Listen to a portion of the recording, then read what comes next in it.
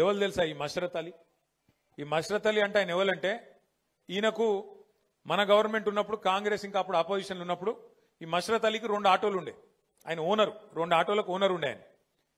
అయితే ఈ మష్రత్ అలీ గారి ఆటోలోనే రాహుల్ గాంధీ ఎక్కిండు ఇది వరకు, ఏది ఎలక్షన్లకు మునుపు. ఆయన కూడా ఎలక్షన్లకు మునుపు ఆటో ఎక్కి తిరిగిండు. మీకు ఇది చేస్తాం, అది చేస్తాం, నెలకు 1000 రూపాయలు ఇస్తాం, అల్లం బెల్లం అని మాటలు చెప్పి రాహుల్ గాంధీ, ఏదో రేవంత్ రెడ్డి చెప్పిన మాట కూడా కాదు, రాహుల్ గాంధీ చెప్పిండు మీకు మంచి చేస్తాం, మమ్మల్ని గెలిపియండి అని. ఇదే మష్రత్ అలీ ఆటో ఎక్కిండు. అయితే ఆ బాయ్ సాబ్తో మాట్లాడుకుంటే నేను పోతున్నా. మరి ఏంది బాయ్ సాబ్ నువ్వు ఇప్పుడు ఏం చేస్తున్నావు అన్న?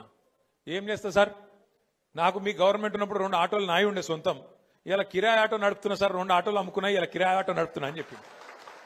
ఇది ఎందుకు చెప్తున్నా మీకంటే, కేసీఆర్ గవర్నమెంట్ లో మనం హైదరాబాద్ లో ఒక స్కీమ్ పెట్టినాం, డ్రైవర్ టు ఓనర్ అనే స్కీమ్ పెట్టినాం. మనం డ్రైవర్లను ఓనర్లు చేయాలి అని చెప్పి మరి రకరకాల కార్పొరేషన్లకు వెళ్ళి లోన్లు ఇచ్చి డ్రైవర్లను ఓనర్లు చేస్తూ దగ్గర 15,000 ఆటోలు కేసీఆర్ గారి ప్రభుత్వంలో ఉన్నప్పుడు ఇచ్చినాం.